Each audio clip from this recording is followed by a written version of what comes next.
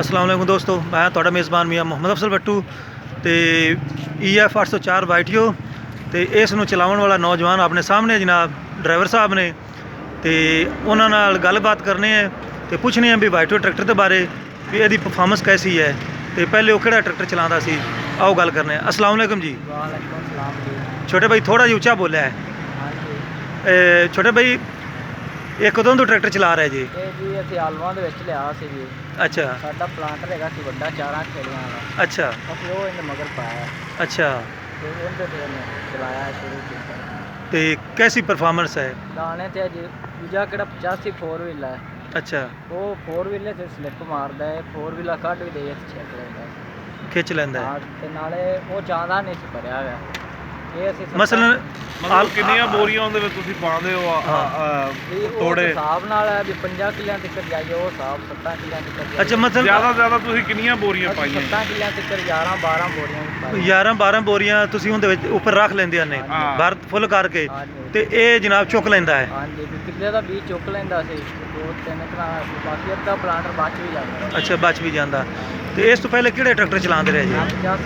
85 ਚਲਾਉਂਦੇ ਰਹੇ। ਇਹਦੇ 'ਚ ਮਜ਼ਾ ਆ ਰਹੀ ਹੈ? ਬੜਾ ਗੱਡੀ ਕਰਾਇਆ। ਅੱਛਾ ਤੇ ਅੱਲਾ ਇਹਦੇ ਤੇ ਫੇਰੀਆਂ ਨੇ ਕੋਈ ਨਹੀਂ ਹਾਲੀ? ਅੱਲਾ ਫੇਰੀਆਂ ਨੇ ਉਹ 50 ਕਿੱਲਿਆਂ ਤੱਕ ਇੱਕ ਫੇਰਾ ਲਿਆਂਦਾ ਡੇ ਮਸਲਮ ਵੀ ਇਹਦੀ ਸਪੀਡ ਤੇਜ਼ ਹੈ। ਕਿਹੜੇ ਗੇਅਰ 'ਚ ਚਲਾਉਂਦੇ ਜੀ? ਪਹਿਲੇ ਹਾਈ ਵਿੱਚ।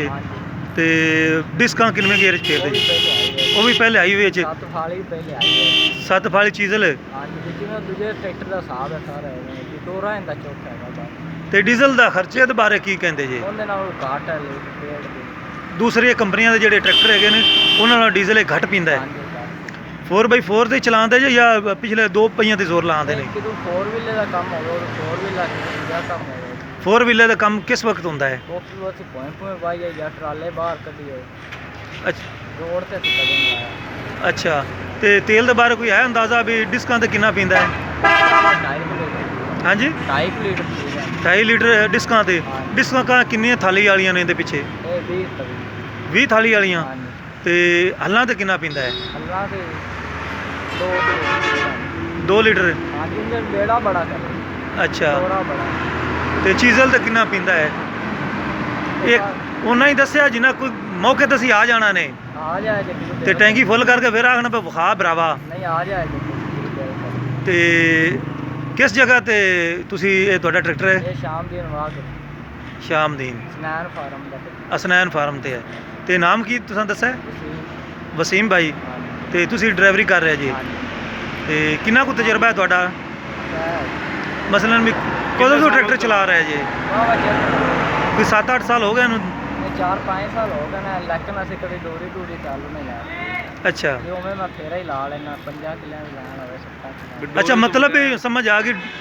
ਇੰਨਾ ਤਜਰਬਾ ਹੋ ਗਿਆ ਦੋਸਤੋ ਵੀ ਕਹਿੰਦਾ ਵੀ ਮੈਂ ਕੋਈ ਨਿਸ਼ਾਨ ਵਗੈਰਾ ਨਹੀਂ ਲਗਾਉਣਾ। ਜਿਸ ਤਰੀਕੇ ਕੋਈ ਰੱਸੀ ਨਾਲ ਨਿਸ਼ਾਨ ਲਗਾ ਦਿੰਦੇ ਨੇ, ਕੋਈ ਡੋਰੀ ਲੰਮੀ ਕਰ ਦਿੰਦੇ ਨੇ ਜਾਂ ਕੋਈ ਪੈਰ ਨਾਲ ਲਾਉਂਦੇ ਨੇ, ਉਹ ਕਹਿੰਦਾ ਵੀ ਮੈਂ ਜਨਾਬ ਅੱਖਾਂ ਦੀ ਸੇਧ ਤੇ ਟਰੈਕਟਰ ਦਾ ਫੇਰਾ ਸਿੱਧਾ ਲੈ ਜਾਣਾ ਤਾਂ ਸਿੱਧੀ ਖੇਲੀ ਨਿਕਲਦੀ ਹੈ।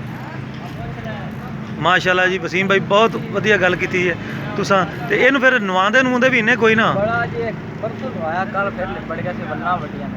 ਅੱਛਾ ਤੇ ਇਹਦੇ ਪਿੱਛੇ ਜਿਹੜਾ ਟਰਾਲਾ ਪਾਉਂਦੇ ਨੇ ਉਹ ਕਿੰਨੀਆਂ ਬੋਰੀਆਂ ਤੁਸੀਂ ਫੀਲਡ 'ਚ ਬਾਹਰ ਖਿੱਚਦੇ ਜੇ? ਅਸੀਂ 160-70 ਪਾ 160-70 ਬੋਰੀ ਫੀਲਡ 'ਚ ਬਾਹਰ ਕੱਢ ਲਿ ਜਾਂਦਾ ਹੈ। ਅਸੀਂ ਇੱਕ ਵਾਰੀ ਵੀ ਜ਼ੋਰ ਹੁਣ ਦੋਵਾਂ ਦਾ ਲਵਾਉਣਾ। ਪਹਿਲੇ ਅਸੀਂ ਲਵਾਇਆ ਸੀ ਕੁੰਡਾ ਟੁੱਟ ਗਿਆ ਸੀ ਟਰਾਲੇ ਦਾ। ਤਾਂ ਚੌਂਕ ਜ਼ੋਰ ਲੱਗਿਆ ਸੀ ਕੁੰਡਾ ਟੁੱਟ ਗਿਆ। ਅੱਛਾ ਹੁਣ ਅੱਗੇ ਟਰੈਕਟਰ ਤੇ ਅਸੀਂ ਪਾਣੇ ਪਿੱਛੋਂ ਅੱਗੇ ਚੁੱਕੀ ਵੇ ਨਾ। ਡੰਪਰ ਬੁੱਕ ਪਰ ਅਸੀਂ ਲਵਾਇਆ। ਅੱਛਾ ਤੇ ਇਹਨੂੰ ਤੁਸੀਂ ਜਿਸ ਤਰੀਕੇ ਆਮ ਟਰੈਕਟਰਾਂ ਨੂੰ ਸੰਗਲ ਮਾਰਿਆ ਹੁੰਦਾ ਪਿੱਛੋਂ ਨੱਥ ਜੀ ਕਹਿੰਦੇ ਨੇ, ਇਹ ਡਰੈਕ ਹੀ ਹੈ? ਸਾਡੇ ਟਰਾਲਿਆਂ ਨੂੰ ਨੱਥਾਂ ਲੱਗੀਆਂ। ਅੱਛਾ ਤੇ ਜਿਹੜਾ ਟਰਾਲਾ ਤੁਹਾਡਾ ਕਿੰਨੇ ਫੁੱਟ ਹੈਗਾ? 20 ਫੁੱਟ ਟਰਾਲਾ। ਤੇ ਤੁਸੀਂ ਇਸ ਤੇ ਮੁਤਮਿਨ ਹੈਗੇ ਜੀ? ਵਸੀਮ ਭਾਈ ਬਹੁਤ ਮਿਹਰਬਾਨੀ ਜਨਾਬ। ਤੇ ਵਾਈਟੀਓ ਟਰੈਕਟਰ ਵੀ ਚਲਾਉਂਦੇ ਰਹੋ ਤੇ ਬਾਕੀ ਵੀ ਚਲਾਉਂਦੇ ਰਹੋ। ਤੇ ਇਨਸ਼ਾਅੱਲਾ ਤਾਲਾ ਤੁਹਾਡੇ ਨਾਲ ਮੁਲਾਕਾਤ ਹੋਵੇਗੀ ਫੀਲਡ 'ਚ। ਤੁਹਾਡਾ ਨੰਬਰ ਮੈਂ ਲੈ ਲੈਣਾ ਤੇ ਇਨਸ਼ਾਅੱਲਾ ਤਾਲਾ ਜਦੋਂ ਤੁਸੀਂ ਕੰਮ ਕਰੋਗੇ ਫਿਰ ਤੁਹਾਡੇ ਕੋਲ ਆਵਾਂਗੇ ਤੇ ਤੁਹਾਡੀ ਪਰਫਾਰਮੈਂਸ ਮੌਕੇ ਤੇ ਚੈੱਕ ਕਰਾਂਗੇ। ਤੇ ਦੋਸਤੋ ਵਾਈਟੀਓ ਦੇ ਡਰਾਈਵਰ ਸਾਹਿਬ ਨਾਲ ਗੱਲਬਾਤ ਹੋਈ ਹੈ, ਵਸੀਮ ਭਾਈ ਨਾਲ ਤੁਸੀਂ ਵੀ ਸੁਣੀ ਹੈ ਉਹਨਾਂ ਦੀ ਜ਼ੁਬਾਨੀ।